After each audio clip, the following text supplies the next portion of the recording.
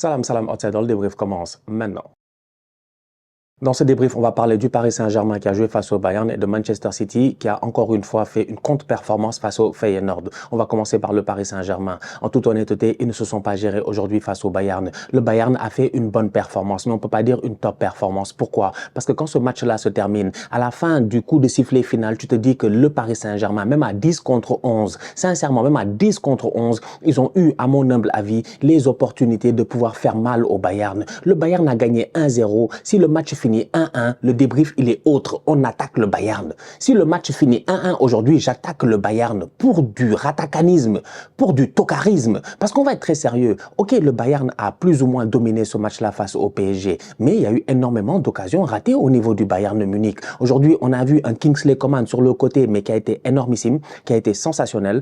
Sincèrement, sensationnel. Ça, c'est le Kingsley Coman qu'on connaît, qui, ballon au pied, est capable de faire la différence. En face de lui, en plus de cela, il n'avait pas n'importe qui. Il avait Achraf Hakimi, qui, depuis le début de la saison au Paris Saint-Germain, c'est un des meilleurs joueurs. Donc, du coup, tu as un Achraf Hakimi et un Kingsley Coman qui se donnent en bataille là-bas. Sincèrement, sur le côté, c'était tout simplement magnifique à voir. Le problème, il est simple, c'est que quand tu as une équipe du Bayern qui construit très bien son jeu, qui est dangereuse et qui est décisif, et qui réussit à un moment donné à basculer le jeu de l'autre côté vers un nulard. Que quelqu'un vienne me dire ici que Leroy Sané... En fait, Leroy Sané jusqu'à quand?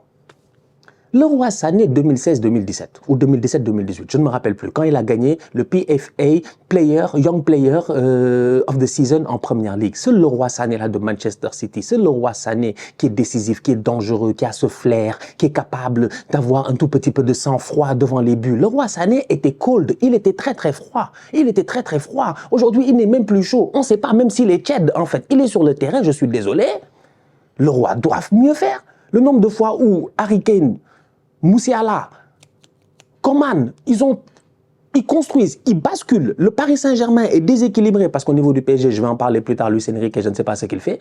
Et là, tu as un Leroy Sané qui est incapable de finir l'action comme il le faut. Donc aujourd'hui, je suis désolé. Pour moi, le Bayern a fait un bon match. Globalement parlant, ils ont été intéressants. Cependant, je m'attendais quand même à ce que le Bayern il puisse vraiment nous faire un match à l'allemande face au PSG. C'est-à-dire qu'ils pouvaient les taper 3-4-0. Ils auraient dû les taper 3-4-0. Cependant, il y a eu beaucoup de déchets au niveau bavarois. Que ce soit avec Musiala devant les buts, Harry Kane devant les buts, Leroy Sané, la même chose. Olysée qui rentre malheureusement lui aussi avec un peu plus de justesse, peut-être il peut réussir à claquer son but. Bref, cette équipe du Bayern là, 1-0, oui, le match finit 1-0, mais si par extraordinaire, une des occasions du Paris Saint-Germain rentre et que le PSG s'en sort à 1, quelle est la narration du match?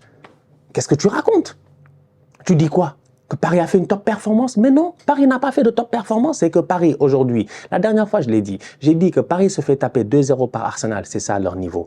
Paris joue face à Girona, ils gagnent in extremis, c'est ça leur niveau. À un moment donné, un poussin, ça mange un grain de riz à la fois. S'il commence à vouloir manger un bol de riz, il va s'étouffer. Le Paris Saint-Germain, à mon humble avis, je pense qu'aujourd'hui, peut-être qu'ils ont des ambitions qui sont trop grandes par rapport au niveau auquel ils sont aujourd'hui. Il faut prendre du temps. Il faut prendre énormément de temps pour construire une équipe qui soit compétitive. T'arrives, déjà, on ne sait même pas c'est qui ton gardien.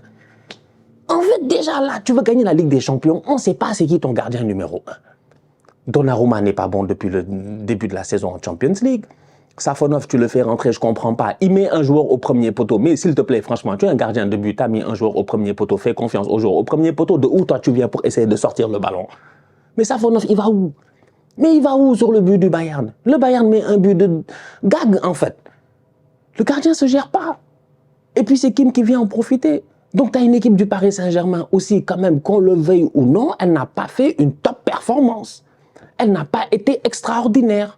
Elle aurait pu s'en sortir 1-1. Si João Neves cadre, les frappes qu'il a eues, s'il y a eu une occasion. Il a fallu attendre la 30e minute ou la 29e pour voir la première occasion du Paris Saint-Germain, Zahir Emery. Warren Zahir Emery. S'il te plaît, contrôle ton ballon, prends ton temps, respire, frappe, t'avais le temps, malheureusement, il se précipite. Combien de fois ils se sont précipités aujourd'hui? Zahir Emery, lui aussi, c'est un de ces gamins, un de ces bambinos qu'on a enflammé ces derniers mois. On s'est dit Zahir Emery, Zahir Emery, Zahir Emery, mais Zahir Emery, j'ai envie de dire, mais boy, doucement, genre, quand tu vois les petits du Barça, quand tu vois les jeunes de son âge, ce qu'ils sont en train de faire aujourd'hui, j'ai l'impression que le petit, en fait, il est monté comme une fusée, mais rapidement, il a commencé à stagner. il faut quand même, je m'attends à beaucoup plus de sa part aussi, donc je m'attends aussi à beaucoup plus techniquement de la part de certains joueurs du Paris Saint-Germain, moins de déchets. C'est le genre de match compliqué où si tu as un tout petit peu plus de justesse technique, tu t'en sors 1-1. Non mais franchement, tu t'en sors 1-1. Parce que comme j'ai dit, le Bayern doit tuer le match, il ne tue pas le match. Donc tant que tu ne tues pas le match, tu donnes espoir au PSG. Même à 10 contre 11, Paris peut toujours le faire. Même à 10 contre 11, ils peuvent le faire. Et d'ailleurs, même à 10 contre 11, ils ont eu des occasions. Mais malheureusement, trop de déchets. Ça m'amène à Luis Enrique. Mais Luis Enrique, lui, il veut quoi? En fait, nous, on est fatigués. Je ne comprends pas. Comment tu commences... Dembélé prend un carton rouge. D'accord. Plaignez-vous de l'arbitrage. Ok. Le deuxième carton jaune, c'est un carton jaune. Ousmane se lance. Ousmane va essayer de prendre le ballon. Il ne le prend pas. Il touche Alphonso Davies. Il y a carton jaune, deuxième carton jaune. Oui, c'est sévère, c'est pas sévère, ça c'est une autre discussion. Mais à la fin de la journée, est-ce que le coach a mis, mentalement parlant, les joueurs dans les bonnes conditions pour qu'ils puissent performer? Tu prends un boy comme Ousmane Dembélé, tu le mets en pointe, il est perdu, c'est compliqué. T'as les Upamecano, les Kim et puis tout cela. Il peut pas forcément dézonner, il n'arrive pas forcément à s'en sortir. Tu mets à côté de lui Barcola, lui aussi, il te fait un faux match. À un moment donné, Luis Enrique, il faut qu'il nous explique. En fait, lui, c'est quoi le plan? Mais franchement, Luis Enrique, lui aussi, je comprends qu'il a sa philosophie, il a souvent raison, il a le droit de rester, vraiment, de ne pas nous écouter, ok, lui, il comprend le football, nous, on ne comprend pas, mais franchement, on ne comprend pas. Mais c'est quoi? Mais jouer avec Barcola et puis Dembélé en pointe, pourquoi? Gonzalo Ramos n'a pas joué depuis Mathusalem, il est blessé. Depuis Mathusalem, il est blessé. Kolo Muani est là. Il ne fait pas jouer Kolo Muani à 10 contre 11. Il fait rentrer Gonzalo Ramos pour que Gonzalo Ramos ait marqué un but, alors que le boy n'a ni rythme, ni temps de jeu, ni absolument rien. Il revient d'une blessure. Il peut même rechuter, je ne sais pas. Ligue des champions, intensité de malade. Mais 10 contre 11, c'est là où tu fais rentrer Kolo Muani. Franchement, c'est là où Kolo Muani, tu le fais rentrer, tu balances des ballons. Peut-être il va courir sur un malentendu. Il peut peut-être, je dis bien, sortir son épingle du jeu et claquer ce but-là qui te permet d'aller prendre un match nul 1-1 important à ce stade de la compétition. Donc à un moment donné, aujourd'hui, tu regardes ce match globalement parlant, je suis désolé. Le Bayern, pour moi, ils ont fait un bon match. Ils se sont gérés, ils ont gagné 1-0. Pas grand-chose à dire, à part Leroy Sané, c'est un tocard. Comment il s'appelle sinon, mis à part ça, je pense que voilà, globalement parlant, Alphonso Davies a fait un bon match. Kingsley Coman a été excellent et puis tout. Harry Kane n'a pas fait un excellent match, il peut mieux faire. Mais bon, voilà, je l'ai dit, le week-end passé, ils ont gagné, ce week-end, pardon, oui, le week-end passé, ils ont gagné 3-0. Ils ont mis des buts en fin de rencontre. Quand tu regardes le match, tu n'étais pas forcément rassuré. Moi, c'est mon avis du Bayern. C'est pas une équipe qui me fait forcément peur. Aujourd'hui, ils ont gagné 1-0. Je suis un fan d'Arsenal, les fans du Bayern vont se fâcher, mais je me dis, j'ai pas peur d'eux en fait en date d'aujourd'hui. Tu vois, c'est une bonne équipe, c'est une très belle équipe avec de très très bons joueurs, mais je pense qu'il y a moyen face à cette équipe-là, de temps en temps, d'aller quand même les taper. Et aujourd'hui, Paris aurait pu au moins aller chercher le match nul. Ça, c'est mon take sur le Bayern. J'arrive sur le PSG, Luis Enrique. Franchement, en toute honnêteté, moi, je ne le comprends pas. C'est tout. Maintenant, à partir de Luis Enrique, arrive 35 000 équation, à savoir pourquoi tel joue là, pourquoi tel il joue comme ça, pourquoi t'as ça, pourquoi t'as pas l'intensité au milieu de terrain, t'as un, comment il s'appelle, t'as un, je sais pas moi, Fabien Ruiz derrière l'attaquant, 4-4 de losange, en fait, je sais pas à quoi il joue, je sais pas à quoi il joue, des joueurs hors position, et donc des joueurs hors position, ça fait quoi? Ça fait un Dembélé qui est frustré, en première mi-temps, on le voit à un moment donné, il parle à l'arbitre, tout ça, il est frustré, les gars sont frustrés, ils sont sûrement frustrés. Tu es ailier, on te fait jouer défenseur. Mais c'est normal, tu vas te fâcher. Donc voilà. Franchement, je l'avais dit à Willou. Regardez, ils sont où au classement? Ils sont mal partis au classement. Ils sont très mal partis. Si je l'avais dit à Willou, j'ai dit à Willou qu'il se peut que Paris ne soit pas dans les 24. Il m'a dit non, non, non, non, non, c'est impossible, machin, tout ça. Voilà, encore une fois, une défaite. Il reste 3 matchs. Prochain match, c'est à l'extérieur. Ils ont intérêt à se gérer. On va voir ce que ça va donner. Tout est encore possible. Ils vont peut-être aller en play-off et tout. Mais une victoire en 5 matchs de Ligue des Champions pour une équipe qui a l'ambition quand même de faire au moins, je pense, dernier carré de Ligue des Champions, c'est pas sérieux. Et j'aimerais finir avec quelque chose. Le PSG ne peut pas aller bien tant que Nasser Al-Khelaifi fait semblant. Il fait semblant. Il fait semblant. En fait, il faudrait que... Si la direction n'a pas l'envie, mais mortelle de gagner des titres, l'envie mortelle de dominer, je dis bien, tu ne peux pas t'en sortir. Et ça, j'ai l'impression que je ne le vois pas. Ouais, tout va bien, tout va bien. Ça va pas. Ça va pas. Vous avez tout fait, vous avez tout fait. Vous avez fait Messi, vous avez fait Neymar, vous avez fait Zlatan, vous avez fait Pastore, vous avez fait toutes les générations footballistiques possibles. Aujourd'hui, vous voulez nous dire que vous allez faire un club entre vous, tranquillement, pas besoin de resta, c'est la famille, on est tous ensemble, wesh, wesh, machin, tout ça. Tu arrives, tu te fais taper 1-0, tu es incapable de sortir au moins quelque chose, une envie, une détermination. Il y a un problème? Si le président, il est là, il dit tout va bien, c'est normal, ça va continuer à aller comme ça. Bref. Donc, le PSG a perdu 1-0 face au Bayern. Manchester City. Manchester City, je vais en parler, c'est des tocards. C'est des tocards. Ils ont fait 3-3 face au Feyenoord. City joue face au Feyenoord. City fait une performance vraiment très très nulle. En fait, je suis désolé. La première mi-temps est exceptionnelle, il n'y a pas de problème. Je pense même pendant 60 minutes, City joue quand même assez bien. On voit une équipe de Manchester City qui a l'air de dominer son adversaire. Un Haaland qui claque un doublé. Un Gundogan qui ces temps-ci est décrié, qui marque un but. Tu regardes City et franchement, tu te dis, bon, quand même, normalement, le Feyenoord, avant Liverpool, ça doit être le match qui les remet en forme. C'est le match qui les remet en forme. Ils sont au top de leur forme. Ils vont revenir. Ça va leur faire du bien. Ils vont taper tout le monde. Bref, on n'y peut rien. C'est Manchester City. Guardiola ne perdra pas 6 matchs d'affilée. Vous êtes malade ou quoi et tout. Donc, ils arrivent face au Feyenoord. Ils mènent 3-0. On éteint la télé, on passe à autre chose. On se dit, on attend Liverpool ce week-end. C'est nulard. Ils ont pris 3-3. Ils ont pris 3-3. Ils sont nuls. Ils sont tous nuls. Qu'on ne me parle plus des blessés.